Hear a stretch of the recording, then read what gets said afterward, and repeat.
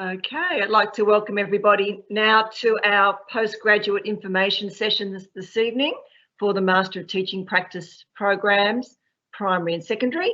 My name is Kathy Littlewood. I'm the program manager of both the programs, the primary and secondary programs. And I'm really glad you're joining us today. Hopefully I'll better answer some questions along the way and provide you with some information about why you should be studying your Master of Teaching Practice at RMIT University. At the next slide, please.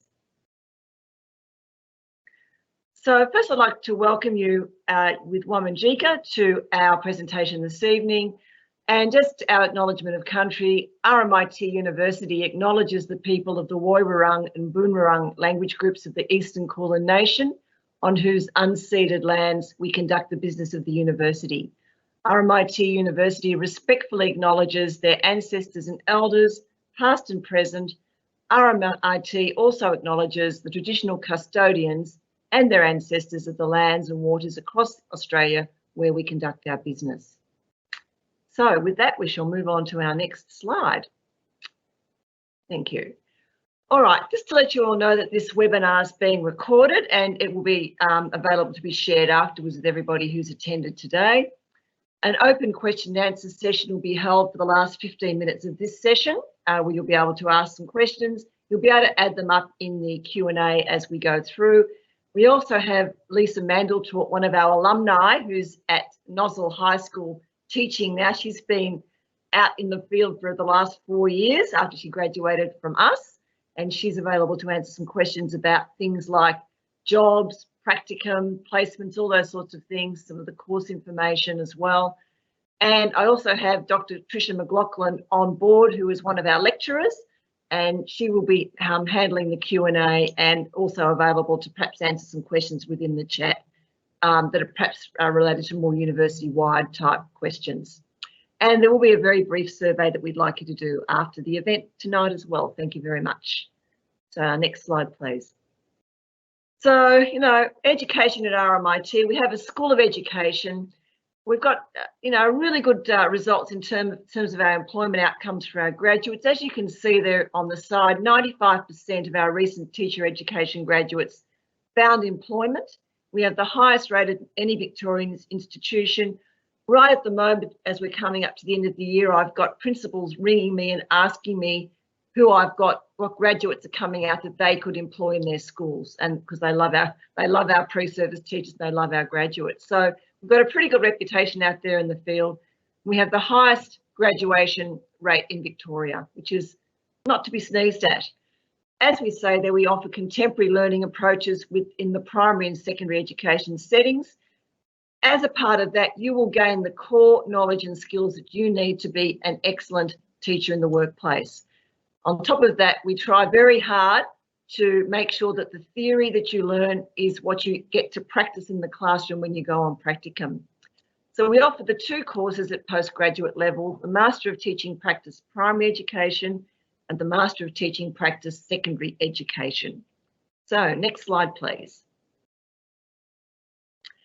Now the big question, why should you study with us at RMIT? Well, here's a few answers to that question. First of all, we're quite a small program, deliberately small. We know you all, we know our students very well. You're not just a number to us, you're a person, which I think makes a big difference in any program, especially studying at the master's level, that postgrad level. You come into the program, you've got other life experiences, you might have family, other commitments, jobs, all sorts of things happening in the background. It's just nice to know that we know a bit about you and your background, and we can work with you to make your experience in the courses hopefully as good as possible. We care about you, as I've said. We have excellent employment outcomes. Our program structure is very clear. You do 16 courses in each of the primary and secondary programs, and I'll look at those in just a moment in a bit more detail, but it's pretty straightforward what you need to do. We have more in-school placement than any other program. We have excellent industry connections, both with schools and with the Department of Education and Training and other training providers. Excellent connections to our alumni, of which Lisa is one, and she's sitting right here with us today. And we also offer lots of other professional learning opportunities to our alumni as well. and encourage them to come back and work in our program with us as guests and guest presenters to bring back their expertise back to the program, and also to offer networking opportunities for our students and as graduates for themselves. Also, we've got a city location with all the university facilities that you're able to use and access. So next slide, please. A few quick facts. The course full-time duration is 2 years, part-time 4 years. You're located on the city campus in Melbourne. Starting date is February. And in terms of contact hours and study load, it's around about 3 days per week across the 2 semesters per year. We try to keep a couple of the days per week free so that you're able to do other things like part-time work, family commitments, and such like and that's something we appreciate as mature age students that you need to do. So we try to keep your contact hours to 3 days per week. All right, next slide, thank you. Now, the primary education course structure, you can see there that clearly between years 1 and years 2, there's a certain number of courses that you need to undertake. And I will go into some of these things in a bit more detail, as for example, the literacy test and the numeracy test for initial teacher education standards. We'll talk about those a bit more in detail in a moment. The professional experience introduction to teaching is what your first practicum class where you actually go on placement in a school. Things like thinking about learning, teaching number and algebra in the primary school, planning for literacy development. These combine theory work with practical work that you're going to be able to use in the classroom. Also in the first year, you do your second practicum, which is the professional experience developing teaching practice, science principles, practice and STEM. The teaching measurement is another numeracy and another literacy course, which builds up your specialisations in the primary structure. You build on these in the second year with issues in special education, where you're really focusing on inclusion and diversity in education, Indigenous studies in education, another specialty area that we include, which all courses actually have to include now, but we include that as a whole course. Another professional experience, which is where you get to practice your curriculum specialisation as a primary teacher. In this particular placement, you would be practicing either your literacy, numeracy, or STEM specialisations. They're the 3 that we offer in our program. In the second year, you also do your extra work around art and design in the primary school and health and physical education, which are other specialist areas, but as a generalist classroom primary teacher, their expectations that you would be able to undertake those as part of your teaching practice with your class. We also have a humanities course within there, the humanities, language and culture, and your final professional experience course, which is the graduate futures course. I'm not sure why the introduction to teaching's come up in that second year plan. It doesn't quite fit, but it's that really is a first year course. The graduate futures is the big capstone one that kind of brings together all your learning across the 2 years. At the next slide, please. Now, the secondary course, you'll notice, if you look at that, there's some similarities in some of those courses. What happens between the primary and secondary courses is there are some core courses that are taught across both programs. So things that you'll see in common are things like everyone does the literacy and numeracy tests for initial teacher education standards. Everyone does that first placement in year 1, professional experience, introduction to teaching. You all do thinking about learning, but then we see a couple of differences in year 1. And these are the method courses, which are where you specialise as a secondary teacher in your methods that you have come into the course with. It could be history, it could be art, it could be science, it could be a whole range of different things that are secondary, VCE, and year 7 to 10 specialist areas, method areas. So that's where the differentiation occurs between the courses. Much of the other courses, if you glance across the names of the courses, are similar to what you see in the primary course. But the differences are the primaries have those specialisations in literacy, numeracy and STEM. And the secondaries have the method courses in curriculum planning, pedagogy and practice, assessment and evaluation, and professional learning, which occurs in year 2. But the rest of the course is taught together, primary and secondary. We break you out into primary and secondary separate courses for those specialist areas and for the methods. Okay, next, thank you.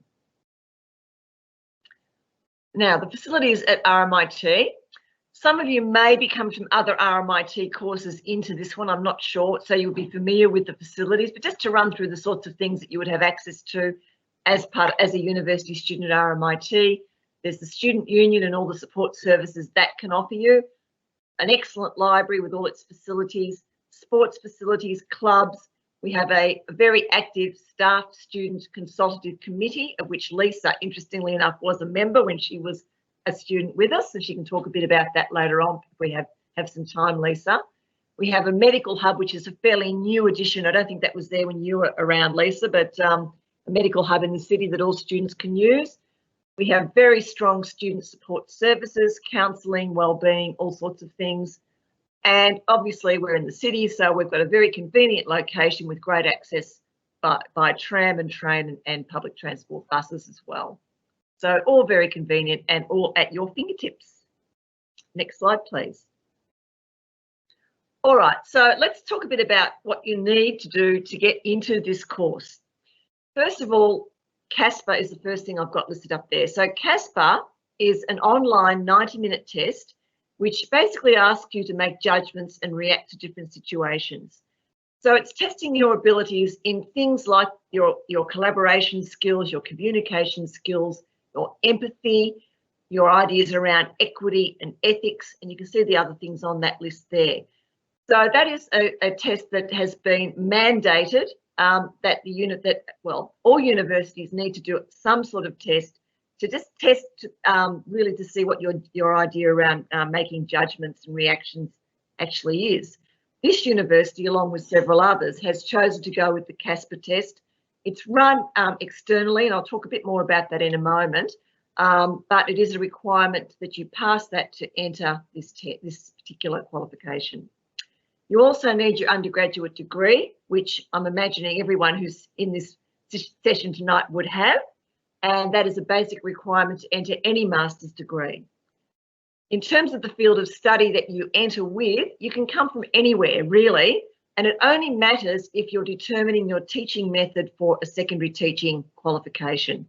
If you're entering the primary qualification, your undergrad degree doesn't really matter. It could be in any area, but it's more important when we're looking to see what your methods are going to be as a secondary teacher. The third thing there is the literacy and numeracy test for initial teacher education, otherwise affectionately known as the Landtite test. Now, this one has been mandated by the federal government as an entry requirement for all education students that they need to pass this in order to graduate. So you'll enrol in the program and you'll need to complete this test hopefully within your first year of study. Now, you get 3 attempts to pass it, and we really would like you to try and pass it by the end of the first year. However, if there are issues that crop up, it can move into the second year, but we prefer you to try and get it out of the way in the first year so we can move on. We do support you to train for this particular course.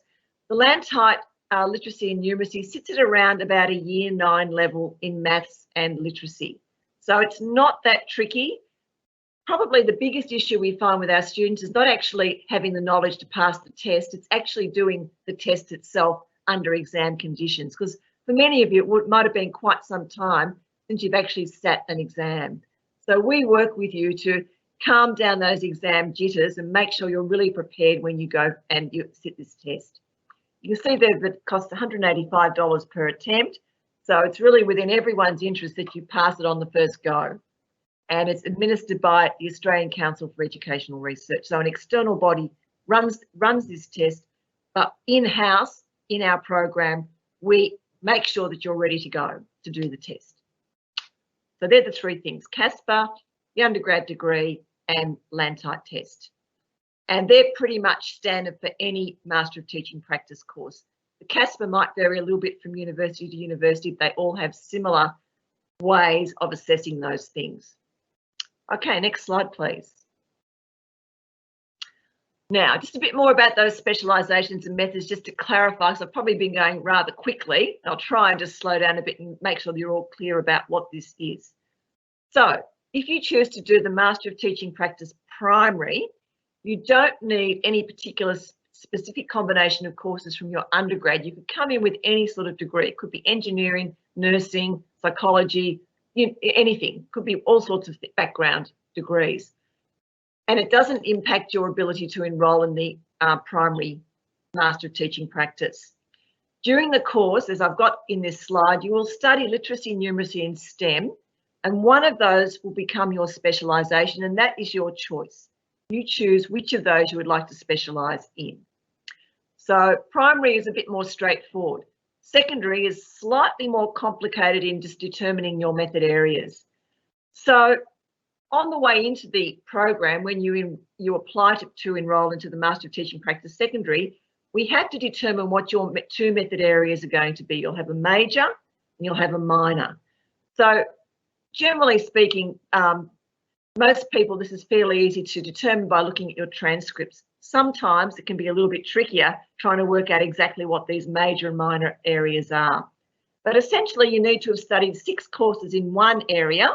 So maybe it could be history, for example, and that would become your major. And you might have 4 courses in another area, which maybe, for example, might be philosophy, and that would be your minor area. So you would have a major in history and a minor in philosophy, and they would become your methods that you would be teaching as a secondary teacher.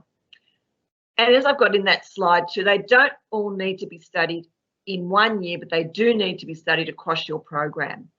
Having said that, if we're looking at your transcripts and we notice that you're perhaps 1 course down on having a minor, what we would encourage you to do is to actually pick up that course from somewhere else in the university, or from maybe Open University or even another university, pick it up as a summer school subject so that you clearly have enough courses so we can tick you off as being, having the major and minor methods. Now for secondary, the method areas, you can see the list and it's fairly extensive right there in front of you. So it's a combination of 2 of those things makes up your major and your minor. And it's quite broad, as you can see. But that's something that will be determined on application. Quite often the queries come through to me as the program manager, and I'm able to say, yes, I can see this person has a major in this area and a minor in this one, and we'll get you sorted at application. So it's nothing to stress about. It's just a consideration in terms of where you end up if you're going to become a secondary teacher in terms of your methods. Okay, next slide, please. Right, the placements. Everyone is always very curious about the placements and what they are and how they work. And I might get Lisa to talk a bit more about these in the Q&A a bit later. Basically, we have 3 to 5 weeks of 3 to 5 weeks in total of placement blocks across each semester in both years. So what that means is that there's a number of days that you do in particular blocks in first year and second year. Generally, it works out to be 1 placement per semester over the 4 semesters. You'll be placed in schools within easy travel distance from where you live. I think it's around about a 90-minute maximum by public transport, but generally you're placed much, much closer than that. And importantly, you don't have to find your own placements. We have a placement office that does that hard work for you and places you in a school that's fairly close to where you live. So next slide, please. So in terms of advancing your career with RMIT, now employment rates are excellent for teaching graduates and the demand is increasing. I actually attended a symposium just this morning, and one of the deans from one of the other universities used these words, which I wrote down. I was so impressed by them. And she said that at the moment there is a teacher workforce crisis shortage around Australia, which actually is really good if you're thinking of coming into the profession right now. The demand is increasing. It is the largest workforce in Australia, and this demand is going to continue to rise. And COVID has been an interesting point in time where we've seen quite a few teachers that have decided that it's probably time for them to leave the profession, some of the older workforce. There was a bit of a bubble of older workforce teachers there, which is opening up a lot of opportunity for graduates coming through. As part of this program, you'll become an expert in 21st century teaching and learning, critical thinking, communication, organisation, creative and design thinking, You'll develop your leadership and your teamwork skills, relationship building, which actually underpins all teaching and learning, and time management. So these are all what we call, I guess, soft skills that are just as important to build and to be able to talk about when you finally get to go for a job interview after completing the degree.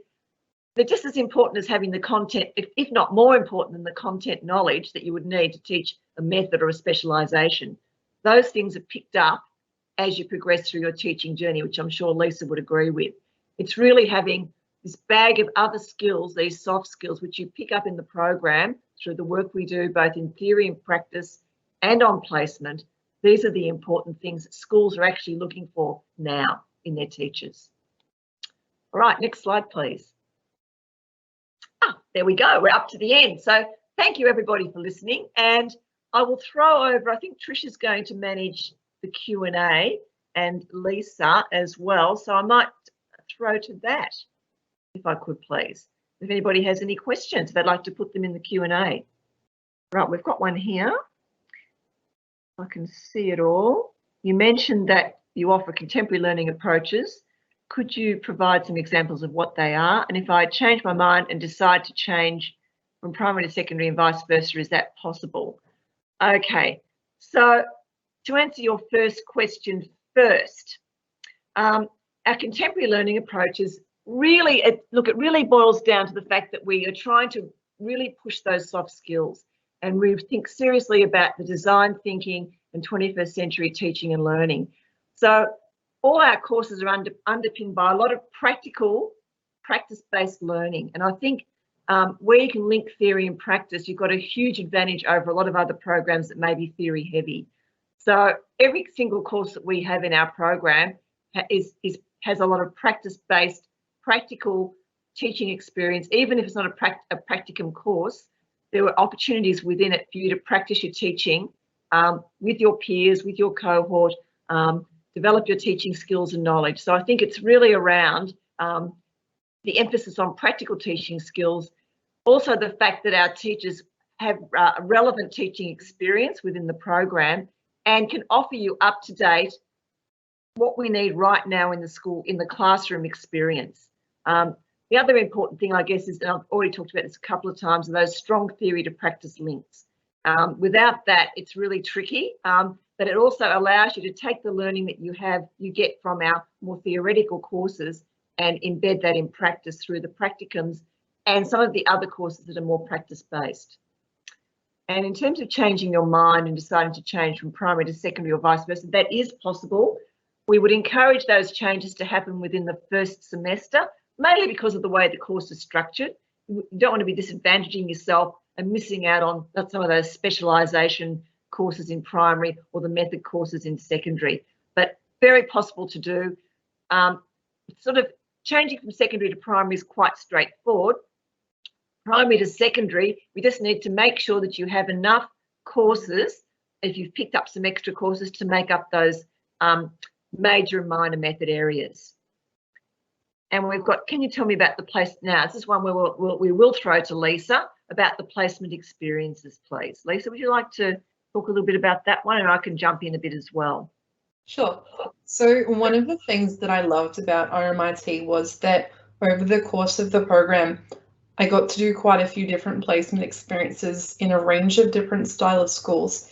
And that's really helpful, both for beefing up your resume, but also for working out what sort of school you wanted to work in.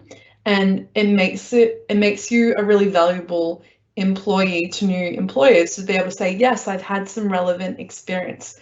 And the job that I've ended up working in now, it's a very similar school to the last placement that I did. So it's really valuable to be able to do that. Placements are definitely the most valuable part of this course. Well, they were for me and for a few of the people that I've spoken to, because you actually get to put what you're studying into practice. Unlike other degrees that are more theoretical and you sort of think to yourself, sure, I did a science degree, so I think, sure, I do a science degree, but where am I actually going with this? When you're doing a course like this, you know the whole way through what the outcome you hope will be.